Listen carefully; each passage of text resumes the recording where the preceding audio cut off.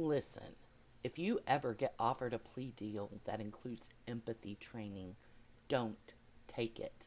Take prison, because prison locks your body up. This program locks your mind up. They don't teach you guilt, they install it like a permanent alarm that goes off every time you remember what you did. And once it's in you, there's no pause button. And now, the record begins here. If you're offered a plea deal requiring empathy training, choose Prison Time by No Sleep Scribe. I never understood the appeal of guilt. People treat it like proof you're human, like a receipt you can wave around when the world starts asking questions. See, I paid for it. I'm safe. To me, guilt has always looked like a malfunction, a weakness, a self-inflicted wound.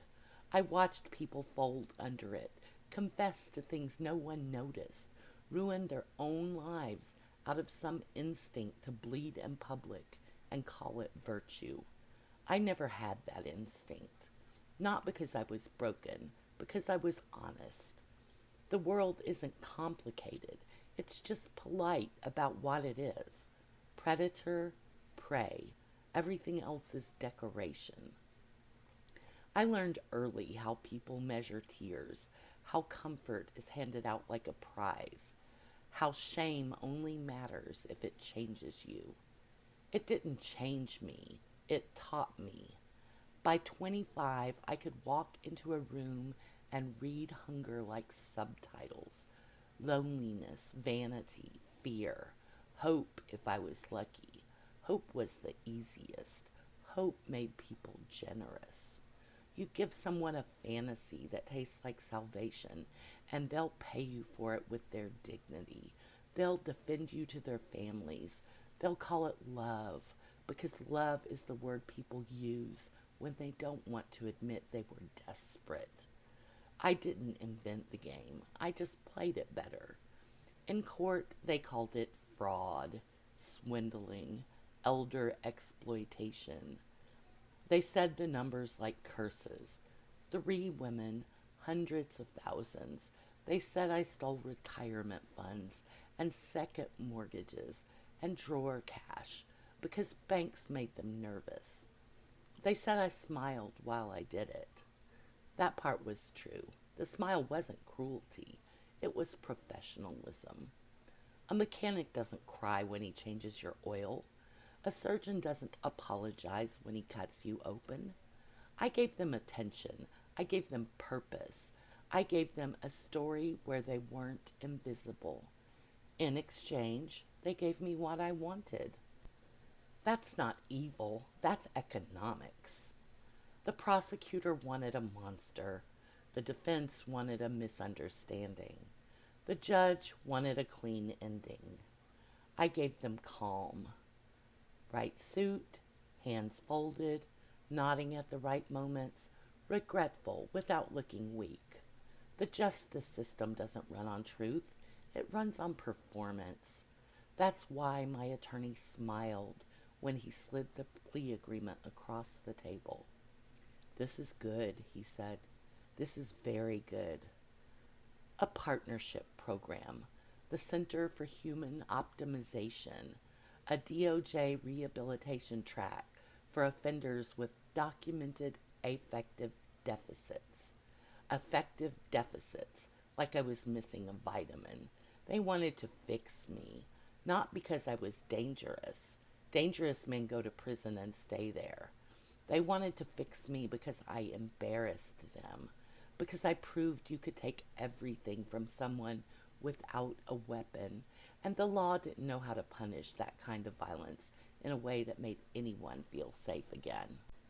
So they built a new kind of sentence, a clinic with security guards, treatment with teeth. The agreement promised reduced time if I demonstrated measurable improvement. Measurable, that was my favorite part. Measurements can be gamed. You learn the right answers, mimic the right expressions. Cry on cue if you practice long enough. And I practice. That's what predators do. They adapt. I signed with a steady hand and told my attorney, I can do this. He looked relieved, like he'd saved my life. He didn't understand. I wasn't afraid of the program. I was amused by it. They thought they could force remorse into a man like me. But guilt only works if you believe you did something wrong, and I didn't. That was the point. They drove me out in a government car, tinted windows, silent agent, city thinning into trees, sky bruising over. The building didn't look like a prison. That was the first trick. Glass, steel, clean white walls, a lobby that smelled like citrus and disinfectant, a simple logo on the wall, ERB, Empathy Restoration Bureau, accountability you can feel. A woman at the desk smiled like I was checking into a resort. Welcome, Mr. Thompson. We're so glad you're here. As if I'd chosen this. I smiled back because I knew how this worked. You smile until they relax, then you take what you came for. At the end of a hallway, a man in a white coat waited with a tablet and a voice like a therapist. Mr. Thompson, he said, I'm Dr. Vance. He didn't offer his hand. That was the second trick. He wasn't here to shake hands. He was here to handle me. He studied my face like he was listening to something I couldn't hear, then smiled slightly. Before we begin, he said, I want you to know something. Sure. His smile didn't reach his eyes. This program doesn't require you to want it. I held my expression steady. Inside, I laughed because I thought he was bluffing, because I still believed there were only two kinds of people in the world, predator, prey, and I had never been the second one, not once. They didn't take my shoelaces. That annoyed me. Every jail and courthouse transport has a ritual. Belts, laces, jewelry, dignity. ERB didn't do that. They let me keep my watch, my ring, my shoes tied. It should have felt like respect. It felt like confidence. Like they weren't worried about what I could do with a lace because they had something better. The woman who checked me in didn't call me an inmate. She called me a participant. Her badge said M. Henderson, Client Services, like I'd come for a teeth cleaning. Water? Tea? She asked. I'm fine. Wonderful. We're excited to support you through your reflexive reintegration track. Support made my teeth itch. I smiled anyway. She led me down a hallway so clean it looked unused, white with money behind it, white that promised purity. Posters every few feet. Accountability is a skill. Empathy can be restored. Better outcomes are achievable. No bars, no wires. Cameras everywhere, disguised as smoke detectors, thermostats, light fixtures. Not surveillance, observation, data. We stopped at a door with no handle and a soft blue light above it. Dr. Vance will see you now. The door clicked and slid open. Inside, a therapist's office designed by someone who'd never needed one. Expensive couch, pristine tissues, a landscape painting trying too hard, and a wall-mounted screen, black glass, faintly reflecting my face. Dr. Vance stood immaculate beside a small table. Mr. Thompson? Doctor. He gestured to the chair. Please sit. I did. He didn't. He watched my posture, my hands, my breathing, like I was output. He tapped his tablet. The screen lit. Tarek Thompson, RRT, Baseline affect screening. Metrics at 0 like a scoreboard. ERI 0.0. GQI 0.0. ARC pending. OSI pending. You people love acronyms, I said. They allow us to track progress, he required, without narrative distortion. Denial, I said. He smiled faintly. Yes. He sat, folded his hands. Do you understand why you're here? To demonstrate rehabilitation. And what does rehabilitation mean to you? I could have lied. Instead, I told him the truth. It means I say the right things so I can go home. He nodded like I'd told him my favorite color. Helpful, he said. We don't require performative remorse. We require measurable affective change. The screen switched. Scenario A. You borrowed money from a friend. You do not repay it. Your friend struggles financially. 4 options. I saw the correct answer glowing. I chose the one they wanted. I would feel guilty and attempt to make it right. Dr. Vance watched me. Describe guilt. Easy. Pressure, dirty, can't breathe. Think about it constantly. Want to undo it. The numbers rose. ERI 0.06. GQI 0.05. More scenarios, more correct answers, more human. ERI 0.12. GQI 0.10. ARC developing. Passing a test in a subject I didn't believe in. Dr. Vance leaned back. You understand social expectations, he said. You know what remorse looks like. Yes. That will make this easier. I smiled. Finally. He tapped his tablet again. The screen changed. Case material. Index offense review. A photo appeared. Marlene H., 72. Documented loss, $214,000. Method, romantic fraud, financial coercion. Then, Lorraine D., 68. Documented loss, $187,000. Method, investment fraud, intimacy leveraging. Then, Evelyn C., 74. Documented loss, $109,000.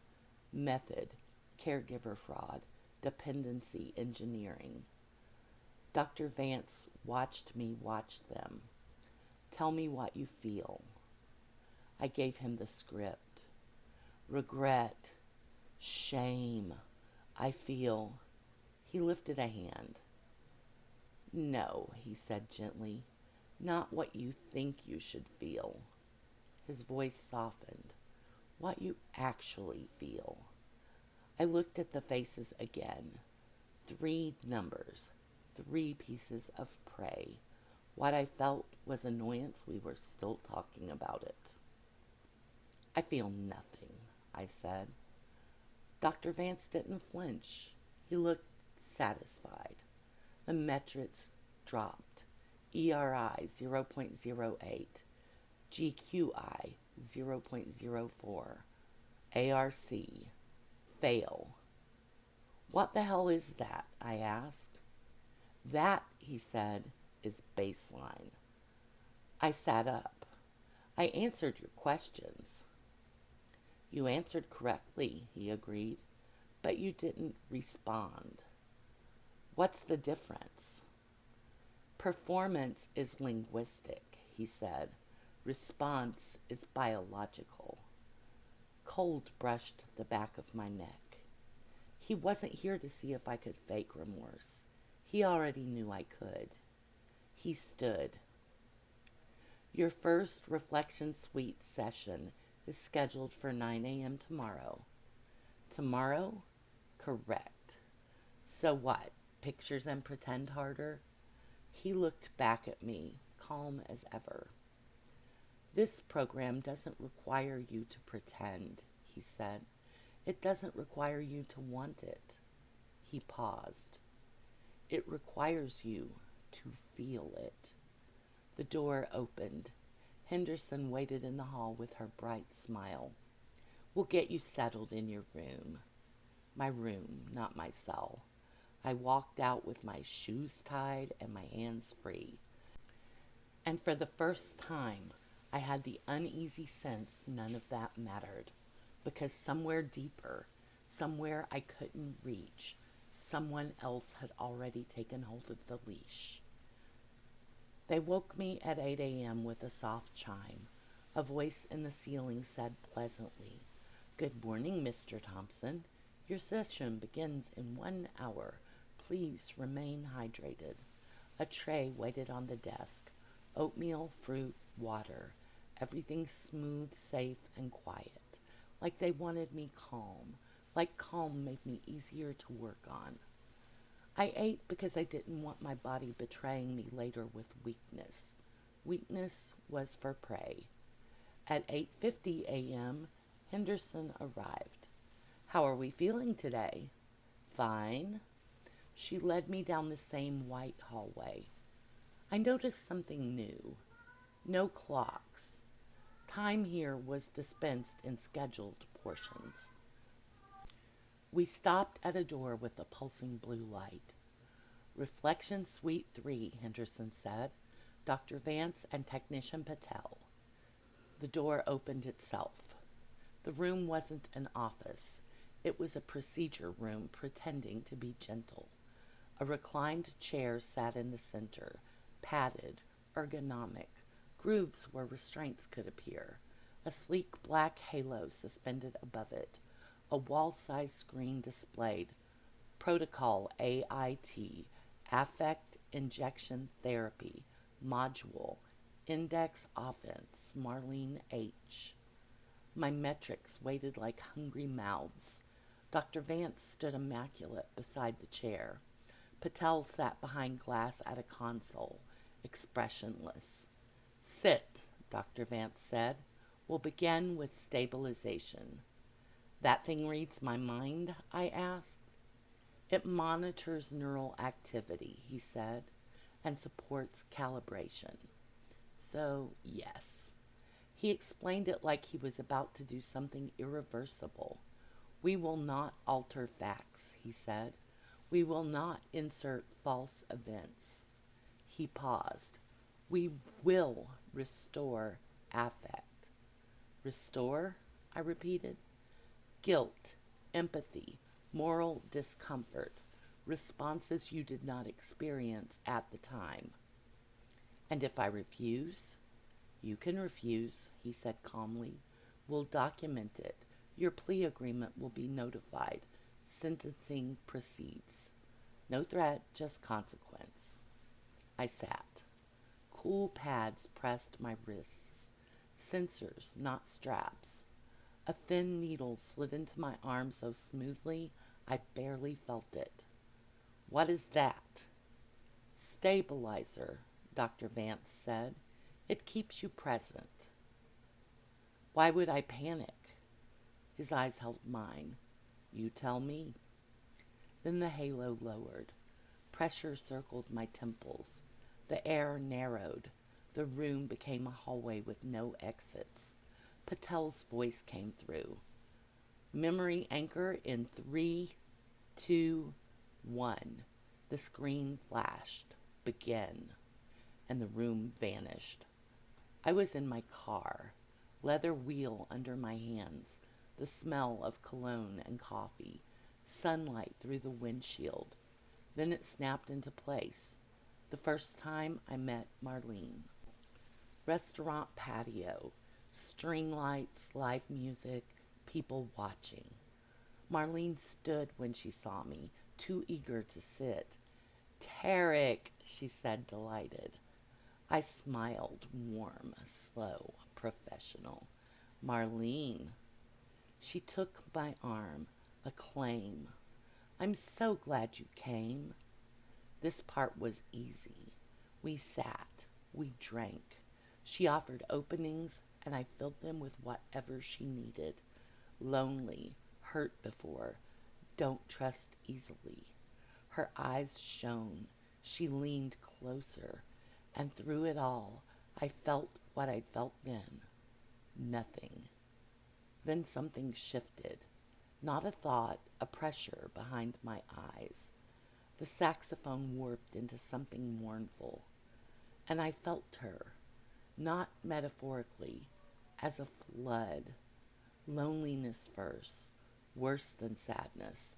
The ache of waking in a quiet house and realizing no one had said your name in 2 days.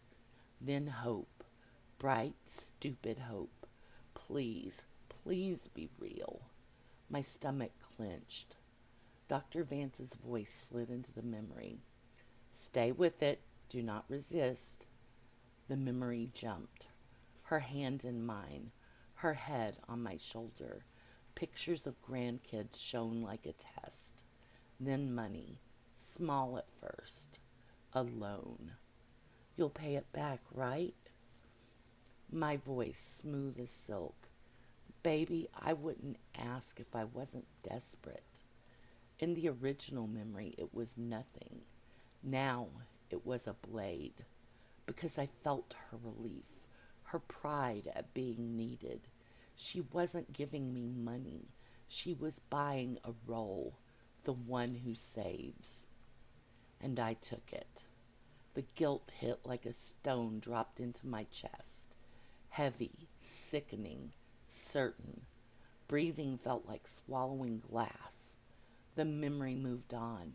Her kitchen, her trembling hands.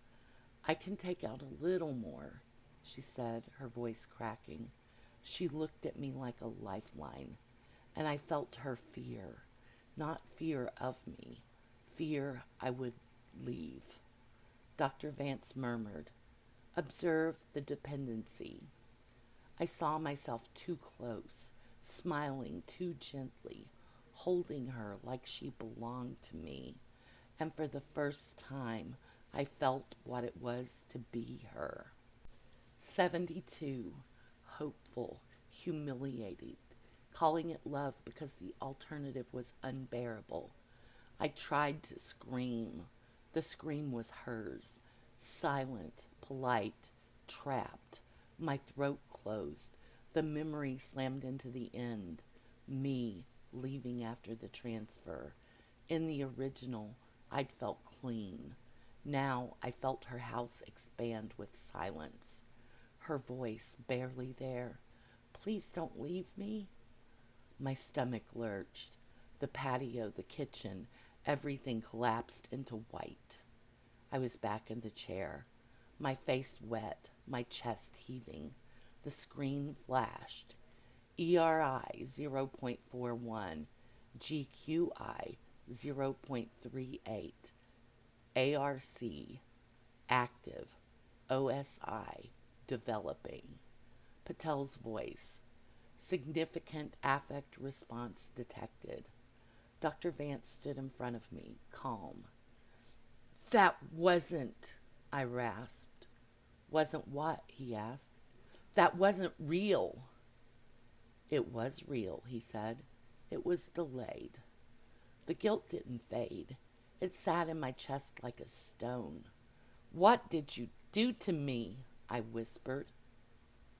We restored what was missing, Dr. Vance said. This is rehabilitation. He checked Patel's console. We'll schedule your next replay this afternoon, he said.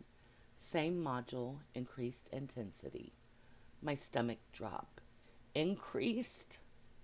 You tolerated exposure, he said. You attempted to resist. I stared at him. I wasn't resisting. I was dying.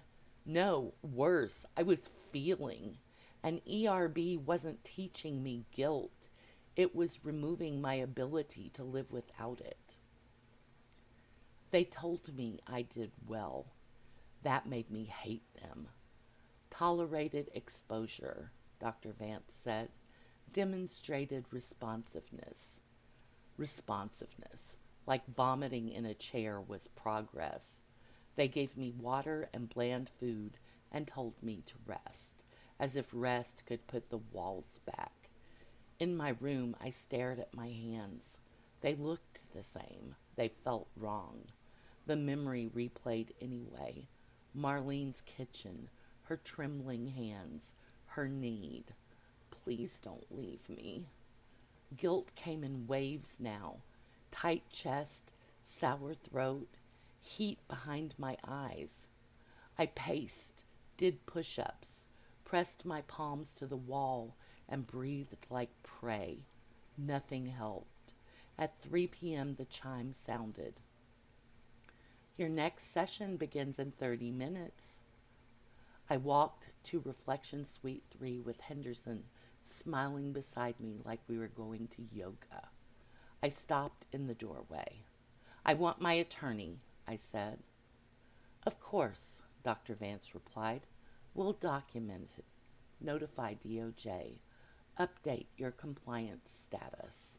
Update, like I was a device. What happens if my status is updated? I asked. That depends, he said, on whether you remain in treatment. Ugly and simple. Leave, go to prison. Stay, go somewhere worse. Because prison doesn't reach inside you. ERB does. I sat. Sensors pressed my wrists. IV hissed. Halo lowered. This time I flinched. Dr. Vance watched me. Set an intention, he said. An intention? I repeated, bitter. What do you want from this process? I wanted out. I wanted my life back. But I didn't know what my life was anymore. I want it to stop hurting, I said. Dr. Vance nodded. We'll proceed. Patel's voice. Session 2, intensity increased. Affect injection enhanced. The screen flashed. Warning, elevated affect load begin. The patio came back. Marlene smiled like I was salvation, and the loneliness hit. Not a flood, an ocean. It swallowed me. Her loneliness wasn't sadness. It was absence, a climate. The memory moved forward. My smile, my jokes, my hand brushing hers.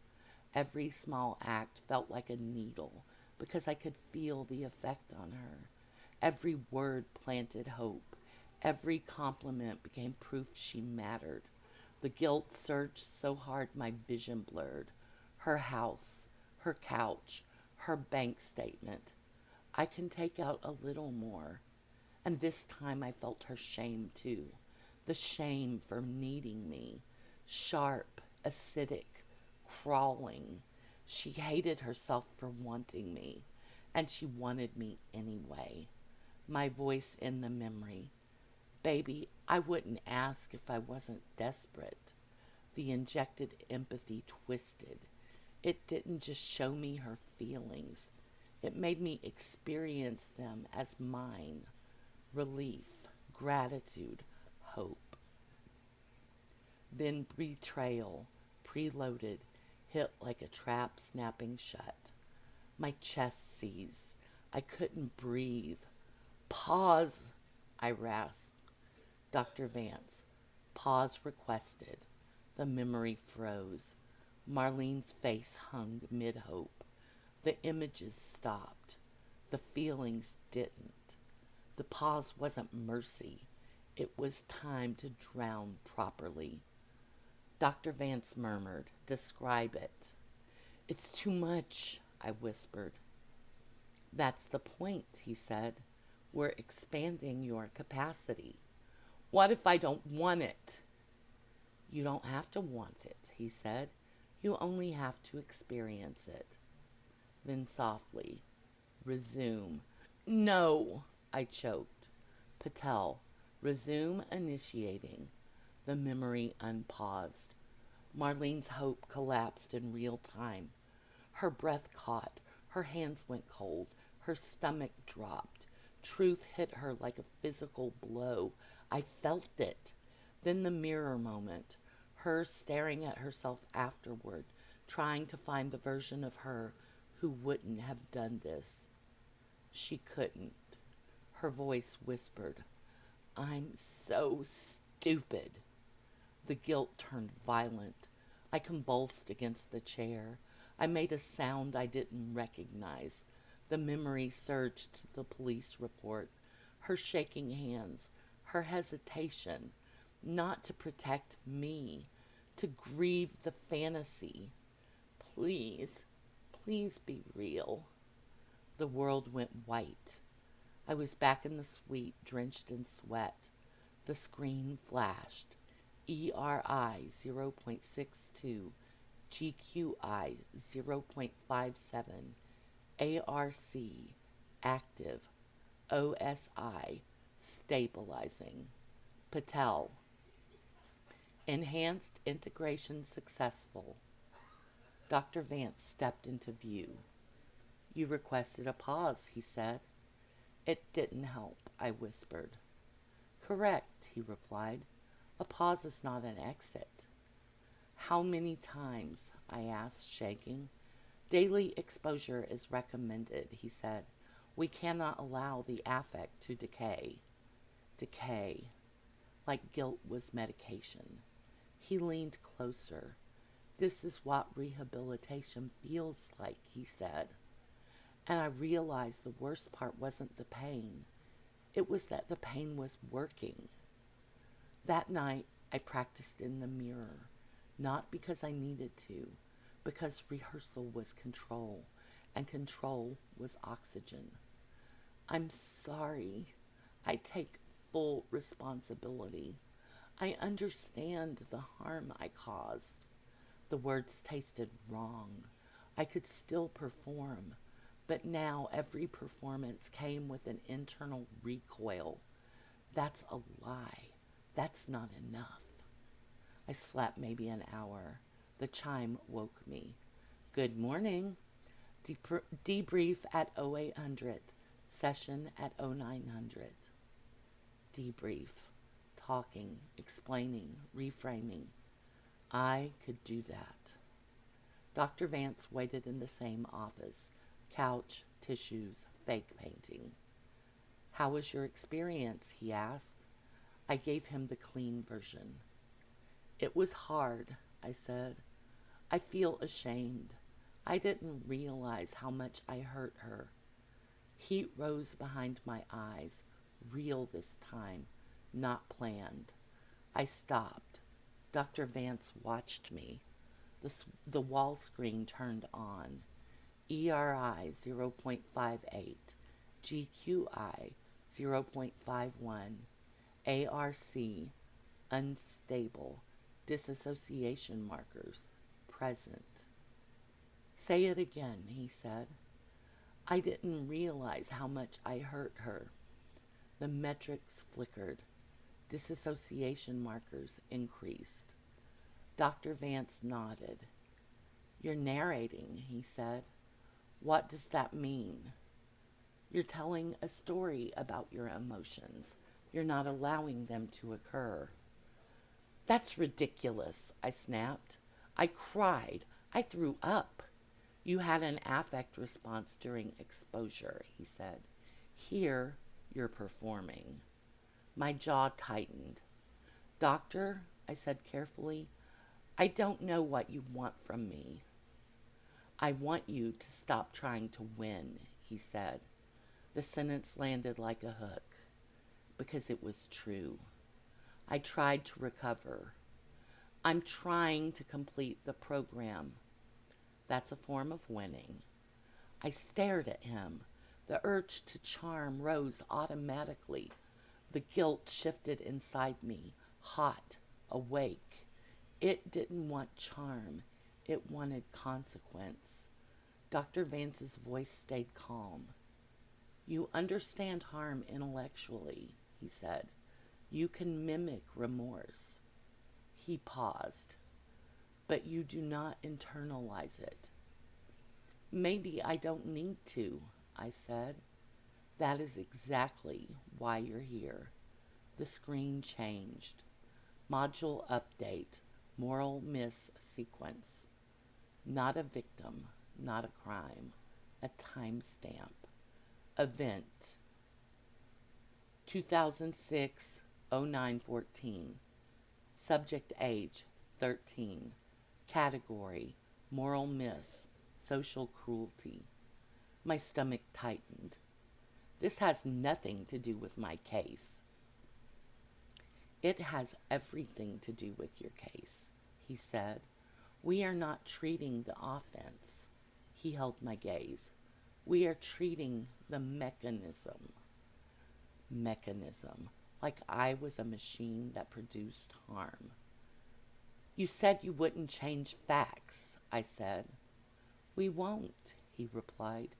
We will restore affect where it was absent. Henderson appeared at the door, smiling. We're ready for you in the suite. I stood. My legs felt heavy. The hallway felt narrower than yesterday. Predator, prey. The words sound childish now. The blue light pulsed. The chair waited. The halo waited. Patel waited. Dr. Vance stood beside the chair like this was routine. Today, he said, we introduce moral miss. I sat. Sensors pressed my wrist. Ivy hissed. Halo clicked against my skull. Patel. Session initiating. Intensity moderate. Begin. I was in a middle school cafeteria. Pizza grease. Sour milk. Bleach. Noise sharp enough to cut. I saw myself at 13. Tall. Confident. Already moving like I belonged. A boy stood near the lunch line with a tray. Nobody. Somebody bumped him. Milk spilled. Food crashed to the floor. Silence. Then laughter. I remember laughing. It was funny. A free win. Then the affect injection hit. The boy's humiliation slammed into me so hard my vision blurred. Heat in his face, throat tight, hands shaking. His eyes flicked towards the teachers. They watched, measured. Didn't help. His panic rose, desperate to disappear. Then he looked up. His eyes met mine. My grin, my delighted laughter, and the lesson carved into him like a scar. People enjoy your pain. Never give them a chance. No, I whispered. Dr. Vance, stay present. 13-year-old me stepped closer. Nice job, I said. My friends laughed again. The boy swallowed tears like poison. And guilt detonated. Immediate, explosive, a bodily verdict. I had done something evil. Small evil, casual evil. The kind you don't even notice because it's entertainment. I gagged. The memory wouldn't let me look away because the point wasn't what happened to him. The point was what happened to me. I'd enjoyed it. And now I had to feel what that enjoyment cost. The cafeteria faded. The suite returned. I was shaking, face wet. The screen updated. ERI 0.66, GQI 0.61, ARC active, dissociation markers reduced. Patel, integration successful. Dr. Vance stood in front of me. Do you understand now? He asked. Understand what? I rasped. That the offense was not an exception, he said. It was an expression. I tried to deny it, but guilt wanted truth. I wasn't born like this, I whispered. Dr. Vance's expression didn't change. No, he said, you were trained. He stepped back. And now we're retraining you. How many of those memories do you have? I asked. Enough, he said, to rebuild your conscience from the foundation up. And as Henderson guided me out, her hand steady on my elbow, I realized the truth with cold clarity. ERB wasn't teaching me guilt. It was removing my ability to live without it. And the man I'd been, predator, alpha, untouchable, was already gone. He just didn't know it yet. It didn't stop when the headset came off. Not dramatically. It crept in like a draft under a door. I told myself it was lingering, like nausea after bad food, like a hangover. Temporary. But it didn't fade. It settled. It became background noise, the kind you only notice when it stops. I splashed cold water on my face. The mirror reflected a man with damp hair and eyes that looked too awake. I gripped the sink. In, out. I was fine. I was still me. Footsteps in the hallway. Henderson's cadence. Before she even knocked, something shifted in my chest. A faint warmth. I opened the door. She smiled. Hi, Mr. Thompson. Just checking in. Dr. Vance asked me to. She stopped. Her eyes moved over my face. You okay? She asked, quieter. Normal question, human question. And the second she said it, I felt what was behind it. Not the script, the real thing. A small, stubborn concern. Fatigue, too many hours, too much warmth demanded from a body that couldn't afford to run out. And still, she was worried about me.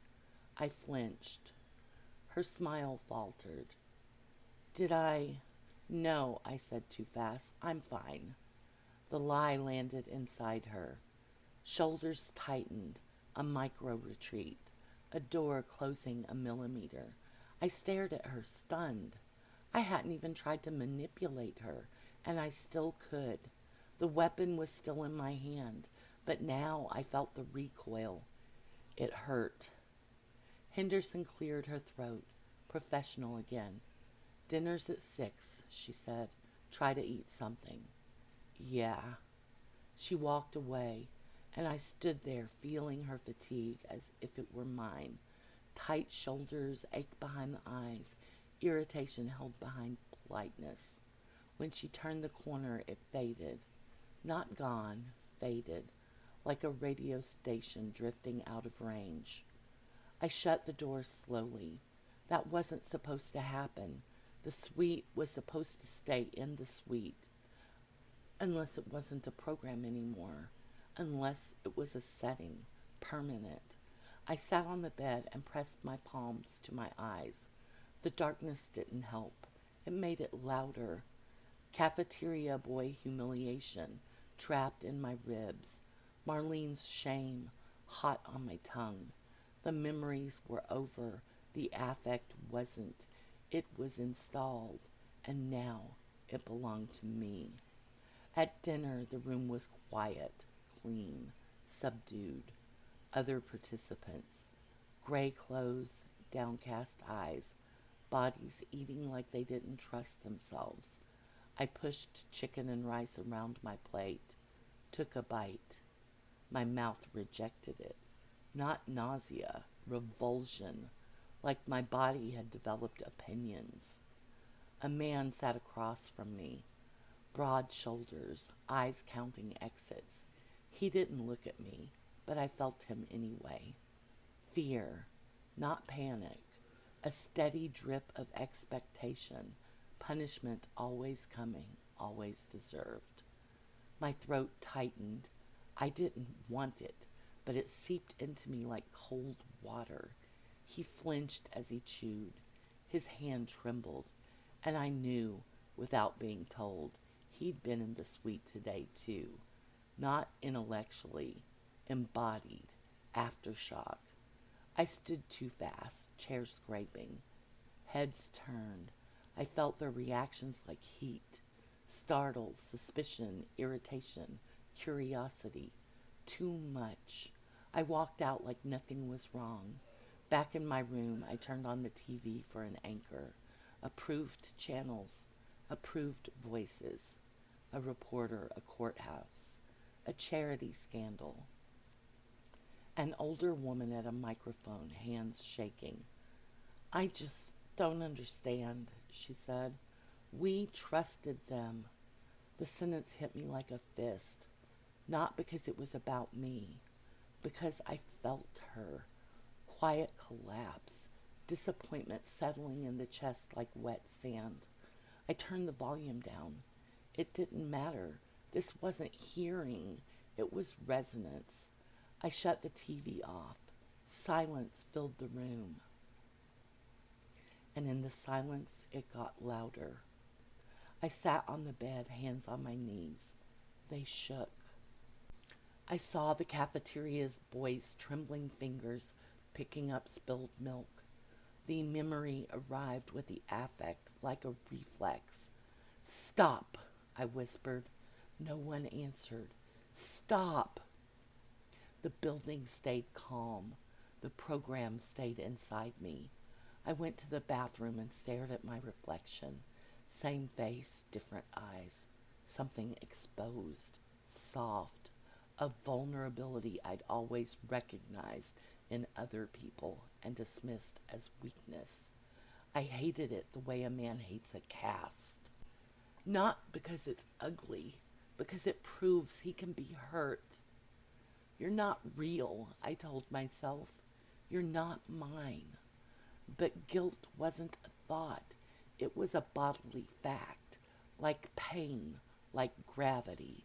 And then the fear finally clarified.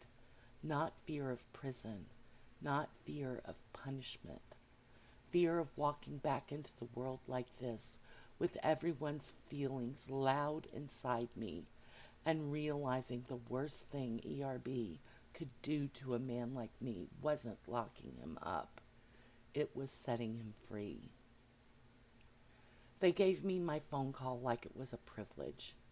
Henderson walked me to a pale blue room, desk bolted down, phone on the wall, camera in the corner. Always a camera. Your call will be monitored for safety, she said, gentle, but attorney-client confidentiality will be respected. The words were smooth, the feelings weren't. Nervousness, not prey fear, chemical caution. She didn't know what I'd do in this room. Worse, she didn't know what I'd feel. Sure, I said. She stepped out, leaving the door open just enough to remind me she could close it whenever she wanted. I picked up the receiver, heavy, dial tone humming like a warning. I punched in Ethan Mallory's number. He answered fast. Tarek? Relief and tension braided together. Jesus, are you okay? Ethan made a living turning consequences into paperwork. He also needed to believe he was saving people. I'd known that the first time he'd looked at me and said, "We can work with this." I softened my voice, let it fray. It's worse than we thought, I said. Pause. What do you mean? Hook set. It's not therapy, I whispered. It's punishment. Ethan swore. Okay, slow down. Tell me what's happening. This was my habitat. A phone call. No eyes, no body language. Just words. And words were my favorite weapon. They're forcing me to relive things, I said. Doing something to my head. I can't stop it. What exactly are they doing? Truth rose like bile. They're making me feel. Truth wouldn't free me, so I gave him a story. They're manipulating my memories, I said. Injecting emotions. It's like torture. Ethan's voice sharpened. That's not what we agreed to. No, I whispered. I need specifics, he said. Are they harming you physically? Yes. Clean lie. It landed. I'm vomiting. I can't breathe. I'm shaking. All true, just not the way he thought. Ethan started listing procedures, hearings, filings, coercion arguments, and the guilt hit. Violent, hot, immediate. Not fear, punishment, because my body knew what I was doing. Manipulating, performing, using his concern as leverage. The old me would have called it strategy. My nervous system called it wrong. Tarek? Ethan asked. You still there? Yes, I rasped, and I heard my own intent under the words, the shape of the lie, the steering. I could feel it tugging inside him like I had my hand in his chest, and the guilt punished me for touching it. I need you to get me out, I said. Too smooth. The guilt spiked so hard I gagged. Ethan's voice went sharp. What's happening? I'm fine, I said fast. Poison words, because now I could feel his panic, hot and frantic, and I realized the weapon still worked. It just hurt me now. I'm scared, I whispered. That part wasn't a lie. Ethan shifted into legal mode again. Consent forms, protocol limits. I understood all of it, but my body wasn't in the law anymore. My body was in Marlene's kitchen, in the cafeteria, learning that predation has a cost, and the cost was pain. I signed, I said. Okay, Ethan replied. Then we need a procedural. I cut him off. Not because I wanted to, because guilt made me. Ethan, I said, voice shaking, I lied. Silence. What? I lied, I repeated. I'm doing it again, I whispered. I'm doing the thing. The thing? The words stuck like broken glass. I'm trying to make you feel bad for me so you'll fight harder. Silence again, and I felt it, his recalibration of me. Confusion, discomfort, a door closing. The guilt didn't let me escape it. It made me sit inside it. Tarek, Ethan said carefully, are you okay? Not legal, human. And I felt the human part of it. Real concern. It landed heavy. I don't know, I said. Do you want me to file something? The old instinct rose. Take the opening. Escape. The guilt rose with it. Hot, punishing. Escape wasn't accountability. Escape was what I'd always done. No, I whispered. No. If you get me out, I choked, I'll just go back. Ethan exhaled. Is that what they're doing to you? He said. Making you say things like this? I laughed once, broken. No, I said. They're making me feel them. Ethan's voice went distant. The system doesn't care about real. It cares about procedure. Procedure. ERB loved procedure too. Not legal, neural. A protocol for making pain productive. Then don't file, I said. Silence. I felt his frustration, helplessness, and for the first time in my life, it didn't satisfy me. It made me sick. I'll call you when I'm done, I said. Tarek, I hung up. The dial tone hummed like accusation. I turned toward the open doorway. Henderson was there, smile gone, face careful. What happened? She asked softly. My mouth opened to lie. Reflex. Then guilt surged, punishing and hot. I closed my mouth again. I started. Henderson stepped closer, gentle. It's okay, she said. You can just tell me. I felt her fear, small, controlled, her compassion, real, stubborn, the mask stretched over both. I tried to do it, I whispered. Do what? The thing I always do, I said. I tried to fake it. My voice cracked. And it, it hurt. Her eyes softened. Not pity, understanding. And that understanding hurt worse than disgust ever could, because it meant I couldn't pretend anymore. Not with her, not with myself. Henderson touched my elbow. Come on, she whispered. Let's get you back. As she guided me down the hall, the truth settled cold in my chest.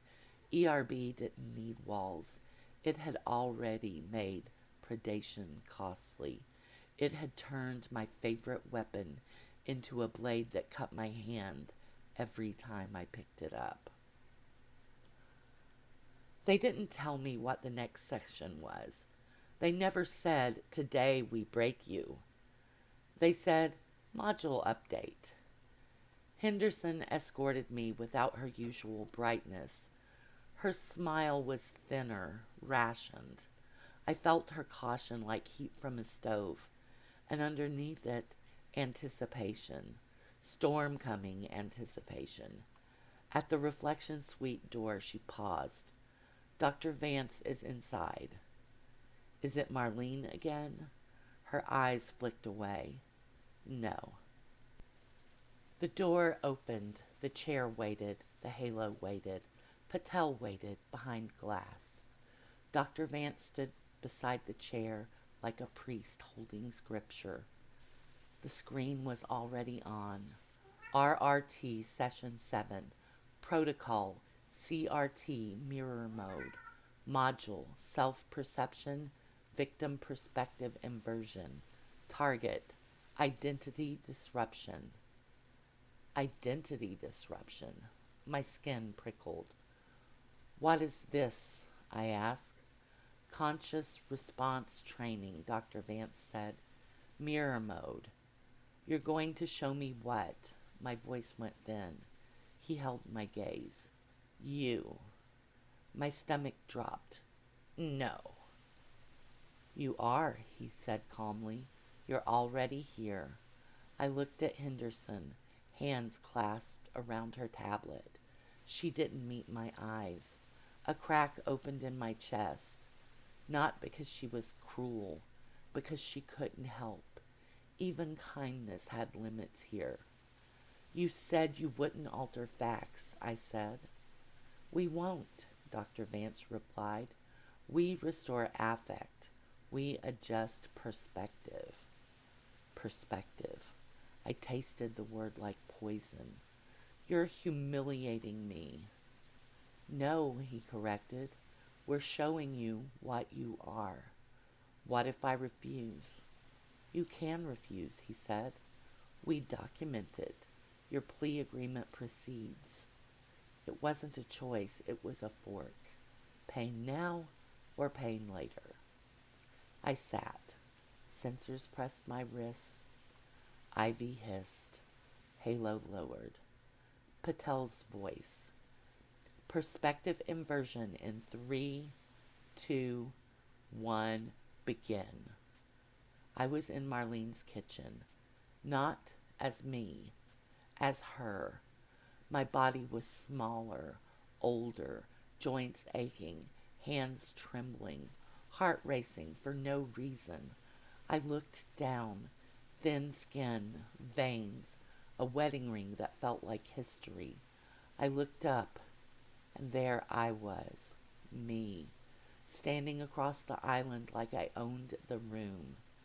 From her eyes, I wasn't charming. I was too much. Smile too practiced, eyes too focused, posture too relaxed for a man asking for money. I heard my voice, warm and low. Baby, I wouldn't ask if I wasn't desperate. The words landed in her body like sedation, shoulders softening, chest warming, her brain rushing to trust because trust felt better than doubt.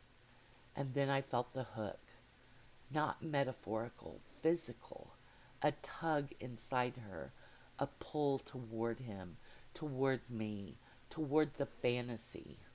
Horrifying, because I could feel manipulation as force, gravity. I watched myself step closer, patient, careful, not loud predation, spider predation. My hand covered her. From her side, the touch felt like electricity, not romantic, validating, a hand saying, "You matter." Her eyes burned, tears held back by pride. "I can do it," she said. "I can take out a little more." Her voice cracked, and I felt the shame of that crack. 72, begging for approval like a teenager, disgust at herself. And still, she wanted him, because loneliness made poison feel warm. I watched myself tilt my head, soften my smile. From inside her, it felt like salvation. He loves me. Then I felt the moment she chose to ignore the warning signs. Not stupidity, starvation. Hands hovered over the transfer screen, the last breath before a cliff. She looked up at me, at him, searching, not for truth, for permission. "Tell me I'm safe." I watched myself nod. I watched myself smile. I watched myself give her permission to ruin herself. The betrayal hit instantly, preloaded, collapsing future pain into now. Shame, fear, the certainty she was about to become a joke, the kind of woman her daughter pities, the kind of woman she hates. Her finger pressed confirmed. The money left. Relief flared, bright and stupid, like she'd bought love. Then the cold underneath it, the part that already knew. I looked at myself again, calm, in control, not needing her the way she needed him, able to leave. And it would. Dr. Vance's voice slid in. "Observe the asymmetry." I didn't need the words. I felt her vulnerability like exposed nerves. I felt her trying to cover it with laughter and generosity, and I'm fine. Her body choosing the lie because the truth would kill her. And I had built my life on exploiting exactly that. The memory jumped. Lorraine, Evelyn, different homes, same script. And every time I saw myself through their eyes, it sharpened. I wasn't a lover. I was a pressure point. My smile wasn't warmth. It was a tool. My voice wasn't comfort. It was leverage. My presence wasn't safety. It was invasion. From their eyes, I wasn't an alpha predator. I was a parasite. I fed on need, loneliness, hope, and I'd called it winning. The guilt didn't burn anymore. It shredded. I sobbed. "Stop," I tried to say. But in the memory, I didn't get to stop. They didn't get to stop. No panic button. No exit. Just helplessness, confusion, self-blame. Then the after. Marlene alone at her table, phone in hand. Lorraine rereading messages like scripture. Evelyn whispering at the sink. "It's my fault." And guilt became a sentence carved into flesh. I screamed. White. The sweet returned. Sweat soaked. Teeth clicking. Throat raw. Metrics on the wall. ERI 0.81, GQI 0.79, ARC stable. Patel, integration successful. Successful. The word made me want to vomit. Dr. Vance stepped closer. Describe what you learned. I forced it out. I didn't look like me. How did you look? The answer rose like poison, like something that shouldn't exist. And yet, he said, you did. I swallowed. I thought I was an alpha. You thought you were untouchable. Tears spilled again, not for sympathy, because truth had nowhere else to go. I wasn't, I whispered. You're progressing, Dr. Vance said, like a curse.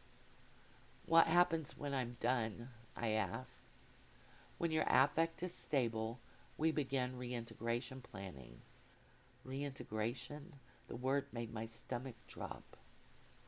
Is it permanent? I whispered. Dr. Vance didn't hesitate. Yes. Permanent, no off switch. He leaned closer. This is what accountability feels like. Henderson entered without her smile, moving carefully like I might break. Come on, she whispered. Let's get you back. Her hands steadied me, and I felt her compassion again, stubborn, real. It hit like another punishment, because I didn't deserve it, and now I knew exactly what it cost her to give it anyway.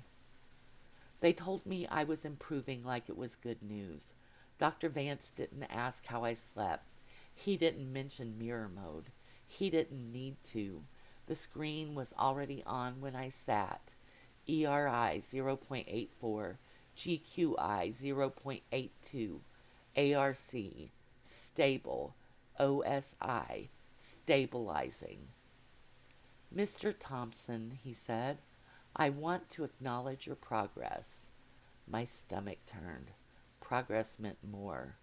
Then he said, based on stabilization markers, you are eligible for reintegration planning. Eligible, like I'd won something, like I'd earned my way out. My throat tightened. So I'm done? I asked. No, he said. You're stabilized. Stabilized meant held together. Held together meant breakable. We began planning, he continued. Supervised transition, structured exposure, continued affect maintenance. Like guilt was a dosage. What if I don't want to go back out there? I asked. That's common, he said. Reintegration can feel intimidating. Intimidating, like a job interview, not like walking into a world where everyone's pain is audible. Doctor, I whispered, I can feel things now. Yes. It doesn't stop. It will remain, he said. You will adapt. Adapt. That word used to mean survival. Now it sounded like a sentence. I imagined a grocery store, an older woman comparing prices with shaking hands, a man arguing at a register, a teenager holding herself together with a phone, and feeling all of it, all the time. I imagined my old instincts waking up. Charm, scan, steer, then guilt, fire, pain as consequence, pain as leash. I don't think I can do it, I said. You can, Dr. Vance replied, because you will. Not encouragement, inevitability. What if I fail? Then we adjust, he said. Additional reinforcement. Alternate modules. Alternate modules sounded like something you didn't come back from. What does DOJ want? I asked. What's success? A reduced risk profile, he said. Predictable behavior. Pro-social compliance. Reduced harm probability. They didn't care if I became good. They cared if I became safe. Safe meant controlled. Controlled meant owned. He tapped his tablet. A new heading appeared. Recommended next step. Restitution planning. Return documented losses. Victim facing closure optional. Community service placement. Elder support environments. My mouth went dry. You want me to? Yes, Dr. Vance said. You're sending me back into the fire, I whispered. We're sending you into reality, he replied, without disassociation. Reality, the reality I'd been exempt from. I don't have that kind of money. You acquired it, he said. You can return it. Cold logic. Perfect. I can't fix it, I whispered. No, he agreed. You can't. He softened, almost kind. But you can stop pretending it didn't happen. Stop pretending. That was my whole life. He stood. Your reintegration plan will be drafted this week, he said. You will receive a structured timeline. He paused at the door. You used to believe the world was predator and prey, he said softly. My stomach tightened. He'd never used my language before. As you reintegrate, he continued, you will learn a third category. He didn't say it. He didn't have to.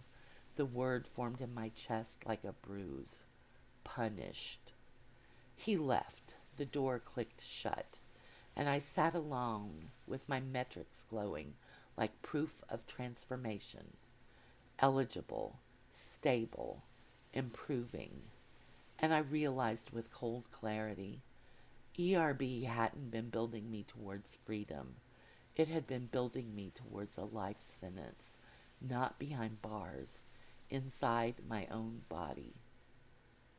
The first thing I sold was the watch. Not because it was the most valuable, because it was the easiest to let go of. One of them had clasped it around my wrist like affection. I used to love the weight, how it made strangers' eyes recalibrate. Money respected money. In the pawn shop, I set it on the counter like evidence. The man behind the glass didn't care. Bored impatience, mild suspicion, 1,000 desperate men before me. He named a price, low. My mouth opened on instinct. Negotiate, charm, steer. The guilt hit like a fist. Not because he would hurt, because I could feel what it would cost to be used. A small theft of agency. My stomach twisted. Fine, I said. He slid the cash under the glass. The bills felt dirty, not because they came from him, because they came from me. After the watch came the car, then the suits, then the trophies. Cologne, couch, TV, laptop, the coffee machine that made mornings feel expensive. I sold my life in pieces, and each sale came with an echo. Lorraine's second mortgage, Marlene's savings, Evelyn's hope turned into a weekend trip and a grin. ERB wouldn't let me detach. Every object spoke. By the end of the week, my apartment looked like evidence collection. Bare walls, bare floors, mattress on the ground, folding chair, one plate, one cup. Clean. Still not enough, because guilt didn't measure effort. It measured harm. ERB called it restitution planning. The DOJ liaison called it compliance demonstration. I called it what it was, a debt that didn't have a number. 3 envelopes sat on the table like a funeral arrangement. Marlene H., Lorraine D., Evelyn C. The amounts were correct. The morality wasn't.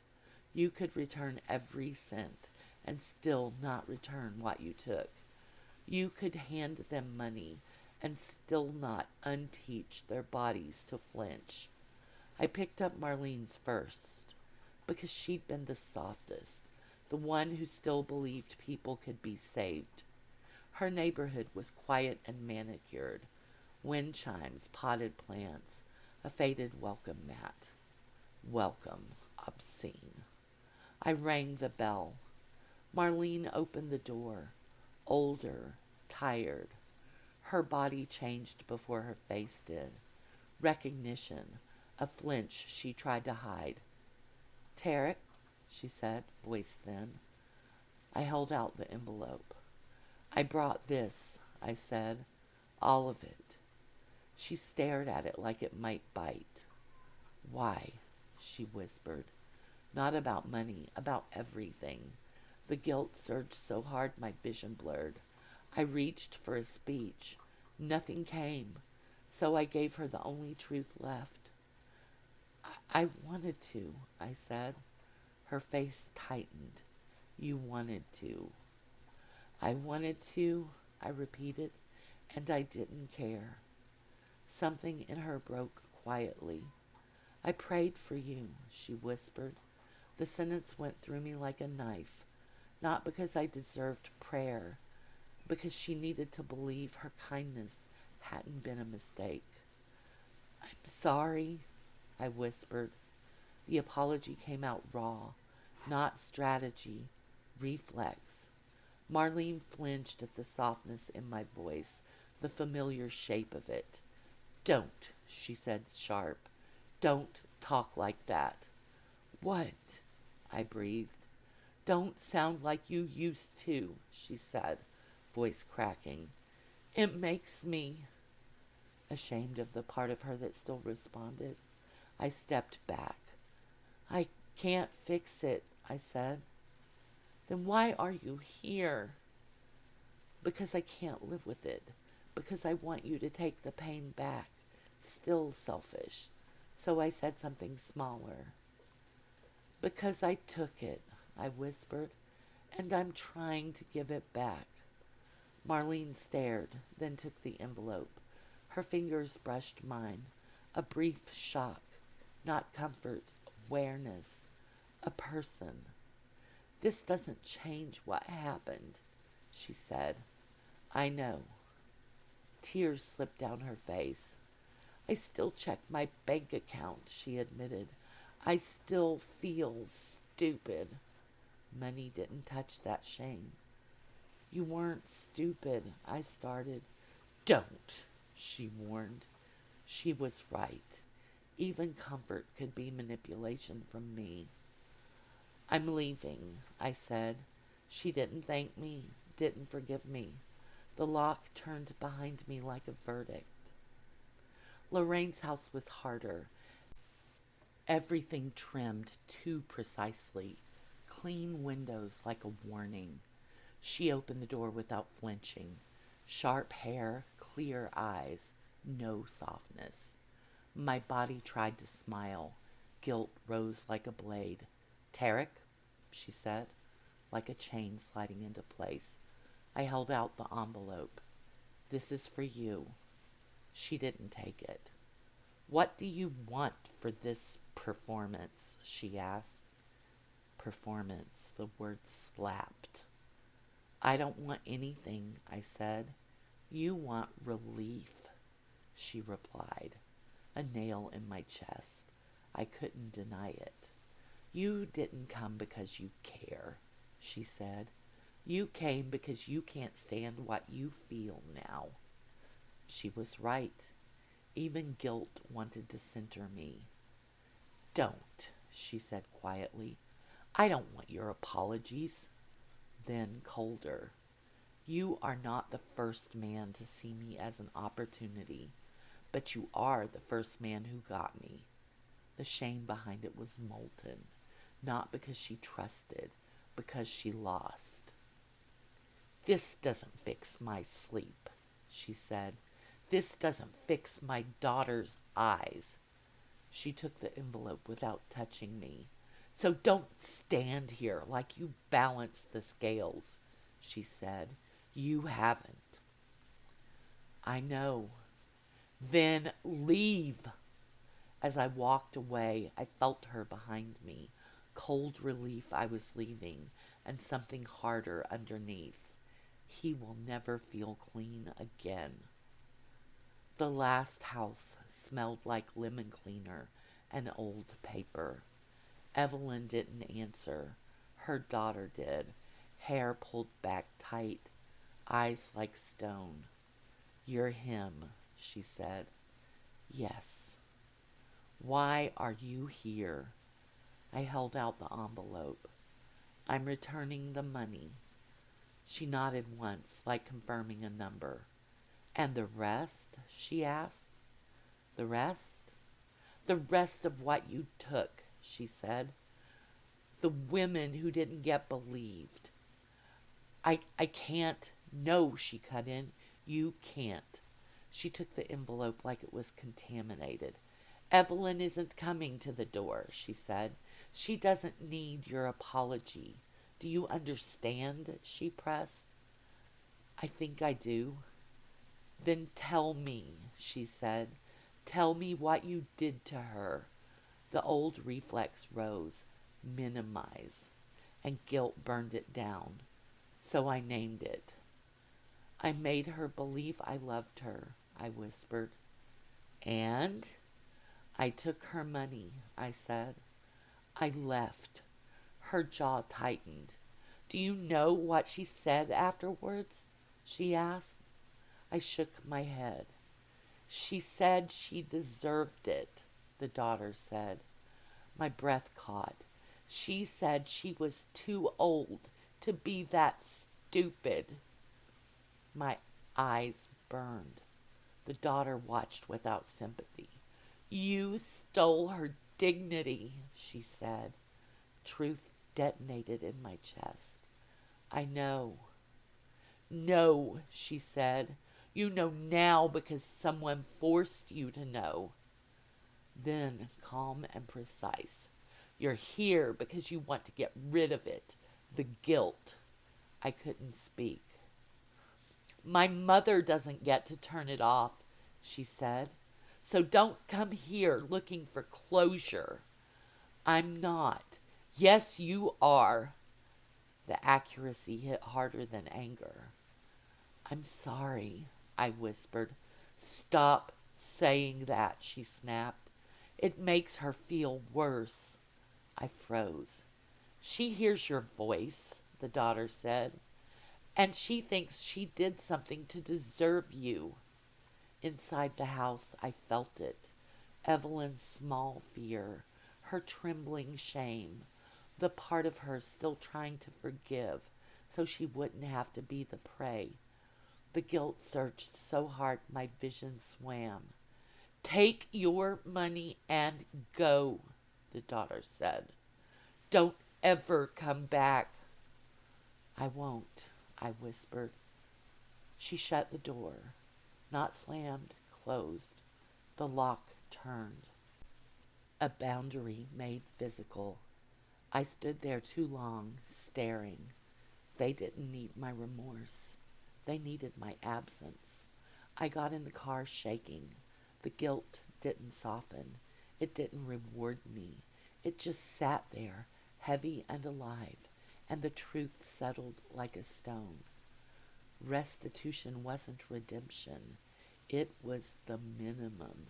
And even if I gave everything back, I still couldn't return what mattered, the version of themselves that they trusted. The senior center smelled like soap and hand sanitizer.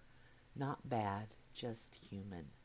Warm broth, old carpet, paper flyers, coffee that had been sitting too long, the air full of soft laughter, chair scrapes, a television murmuring in the corner. Normal, ordinary, the kind of place I used to avoid unless I was hunting. I stood outside the glass doors, breathing too fast, heart hammering. Not fear of being recognized, fear of being near them, fear of what I would feel, fear of what I deserved to feel. No grand gestures, no redemption performance, just work, just time, just proximity to the demographic I'd preyed on until the guilt either killed me or changed me into something else. I pushed the door open. A bell chimed. Heads turned, not suspicious, just the gentle curiosity of people who have nothing to hide. The wave hit me immediately. Not one feeling, 100. Loneliness, boredom, mild irritation, hope, small flickers of joy, the ache of arthritis, the quiet fear of falling, the fatigue of being old in a world that moved too fast. It poured into me like heat. A receptionist looked up. 60s, gray hair, glasses on a chain, kind smile. Hi there, can I help you? This was where I used to shine. A stranger, a smile, an opening. My old self would have stepped in and become whatever she needed. But the moment I considered it, guilt rose like a blade, hot, immediate, because I could feel what my charm would do. Not dramatic, just a softening, a door opening, and I didn't have the right to open doors anymore. I'm here to volunteer, I said. Her face brightened. Wonderful. We love volunteers. Her warmth hit like a bruise because it was free, because she assumed I was good. She handed me a clipboard. I wrote a smaller version of my name, a version without shine. Kitchen duty, she said after. Serving lunch, cleaning tables. My stomach clenched. I nodded anyway. The kitchen was bright and warm. Steam rose from metal trays. A woman in an apron, Sandra, looked me over. You got experience? She asked. Old reflex, yes. Guilt squeezed my lungs. No. Sandra shrugged. Good, you won't have bad habits. She shoved gloves at me. Hand out plates. Smile. Don't argue about portions. If someone wants extra bread, give it to them. They've earned it. Earned it. The phrase landed like something sacred. I pulled the gloves on. They snapped against my wrists. My hands looked wrong inside them, like weapons wearing bandages. The first man in line had a cane. He smiled. Afternoon. I felt him, quiet grief carried like a coat. I handed him a plate. Afternoon. A woman next. White hair curled carefully, lipstick like it mattered. Thank you, honey, she said. Honey. Harmless to her. A knife to me. Because it sounded like Marlene, like trust, like softness. Plate. Smile. Next. But every person was a wave. Fragments of lives. A son who didn't call. A husband dead too early. A bank account that didn't stretch. A fear of being forgotten. A desperate hope someone would notice they were still here. It stacked inside me until my ribs felt too tight. I kept serving anyway, because stopping would be mercy, and I didn't want mercy. Halfway through, a small woman stepped up, late 70s, neatly dressed, hands steady, eyes watchful. New? She asked. Yes. What's your name? Names were how you became real to them. I didn't deserve to be real here. I gave her the name from the clipboard. She tested it once, then smiled faintly. Well, she said, welcome. Welcome hit like Marlene's porch, the welcome mat, the lie that I belonged. I handed her a plate. Her fingers brushed mine, brief, accidental, normal, and it detonated guilt so hard my breath caught, because her nervous system treated touch like nothing, because it assumed the world was mostly safe, and I had spent years proving it wasn't. You okay? She asked, genuine, free concern, undeserved. I'm fine, I started, and felt the lie land in her. a small recalibration. Guilt punished me for even that. No, I whispered, I'm not. Her face softened. First day? I nodded. First days are hard, she said. You'll get used to it. Used to it. My stomach dropped. I didn't want to adapt. Adaptation was what predators did. I wanted this sharp, hot, burning. Thank you, I whispered anyway. After lunch, Sandra handed me a rag. Wipe down, she said. Don't miss corners. Some have tremors they spill. It's not their fault. Not their fault. A verdict. I wiped tables and picked up crumbs and listened to ordinary talk. Grandkids, doctors, weather, bingo, ordinary. And it hurt because it was ordinary. Because I treated ordinary life like a resource, a target. When my shift ended, I stood in the parking lot shaking. Cars, trees, blue sky. The world pretending the air wasn't full of invisible pain. In the rented car, I put my forehead against the wheel. Everything inside me hurt. And underneath it, clarity. Predator and prey had made life simple.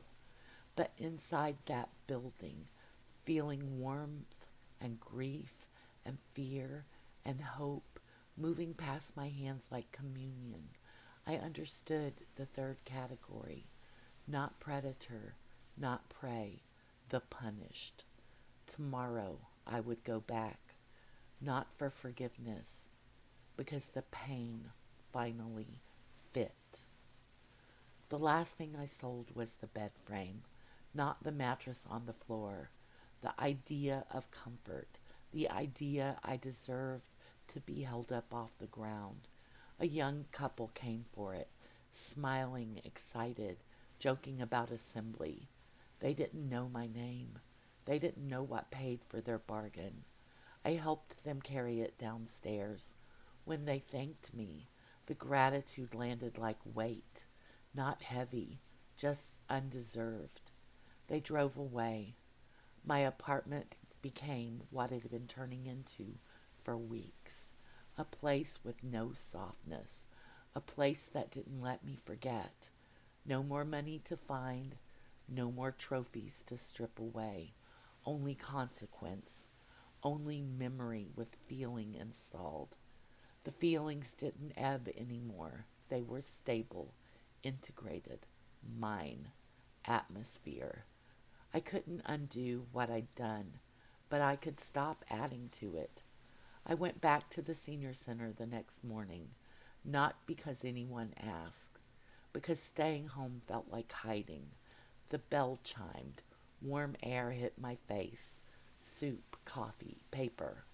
The first wave came. Grief, boredom, irritation, laughter. It still hurt. It just didn't shock me anymore. Sandra saw me and blinked. You're back, she said. I nodded. You a glutton for punishment? She asked, half joking. Punishment hit my chest. Something like that. She snorted, handed me gloves. Good, we need the help. I served plates, wiped tables, listened to knees and kids and weather, listened to the small, steady persistence of being alive. I didn't get to choose what I felt anymore, only what I did with it. That was the punishment. That was the point.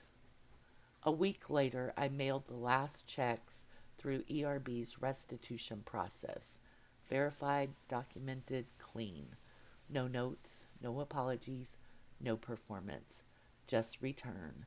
Just proof. When the last payment cleared, ERB called. Dr. Vance's voice, calm as always. Mr. Thompson, restitution compliance has been documented.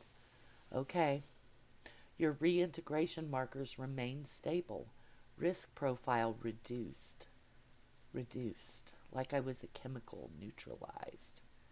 In accordance with DOJ guidelines, You are eligible for discharge. Discharge should have felt like oxygen. It didn't. Because discharge didn't mean it ended. It meant it worked. I'm already out, I said. A pause. What do you mean? The senior center, I said. Every day. Voluntary exposure, he said. Yes. Why? I stared at my bare floor and thought of Marlene's flinch, Lorraine's contempt, Evelyn's daughter. You don't get closure. It hurts, I said. Yes, he replied. That is expected. No, I whispered. It hurts the right way. Another pause. That is accountability, he said softly. I don't want to be forgiven, I said. I don't think I should be. Noted. I'm going to keep going, I added, after discharge. Very well, he said. Then you've understood the purpose. The line went dead. That afternoon I went back. Sandra waved. Grab a rag, table 3 spilled again. I wiped the table. A woman apologized too many times. It's fine, I told her. And for the first time in my life, I wasn't saying the words to get something. I was saying them because they were true, because they cost me to say, because I could feel them land. Ease, a small softening, a moment of gentleness. I carried that moment like something sacred. I used to believe the world was predator and prey. Now I know the third category, the punished, and ERB made me into one. Epilogue, Dr. Vance. People assume the difficult part is the chair, the halo, the IV, the retching, the begging for a pause that isn't an exit. They imagine cruelty lives in the reflection suite. It doesn't. The suite is where we prove what subjects spend a lifetime denying. Consequence can be installed. The difficult part comes afterward, when they leave and discover there are no padded walls, no prompts, no clean start and stop, no clinician to say, enough for today. Tarek Thompson stabilized faster than most, not because he was braver, because he was practiced. He treated pain like an athlete. Endure, compartmentalize, perform through it, win anyway. He believed he could fake remorse the way he'd faked love. He believed guilt required consent. He learned otherwise. Mirror mode doesn't make a man cry. It makes him recognize himself, not as an identity he can polish, but as an organism that feeds. He called it humiliation. I call it accuracy. Afterward, he asked if it was permanent, the way people ask about amputations. Yes, I told him. Because reversibility is how predators survive consequence. Because turning it off is just escape with better branding. We discharged him under DOJ oversight once integration held. ERI stable, guilt response reliable, disassociation minimal. The paperwork calls that success, but success is not relief. Success is maintenance. Most subjects try to convert restitution into closure, sell their things, write their letters, wait for the world to stamp them forgiven. Thompson tried too. He stopped sooner. He learned what our metrics can't quantify. Victims don't want transformation. They want absence. So he routed restitution through the system. Clean, verified, no note, no last theft of attention. Then he chose his own exposure environment, a senior center, not a stunt, a fire. He goes back because it hurts, and because it hurts in the correct direction. Because guilt isn't something you endure until it passes. It's weight you carry so you don't drop it on someone else again. I've been asked if this is redemption. No. Redemption is a story people tell to make endings clean. ERB does not make clean endings. We make consequences. And if you want my truth, it's this. Thompson didn't become good. He became contained. Not by walls, but by what we put inside him. That is the closest thing to mercy we're allowed to manufacture. Empathy Restoration Bureau, accountability you can feel, because feeling is cheaper than justice.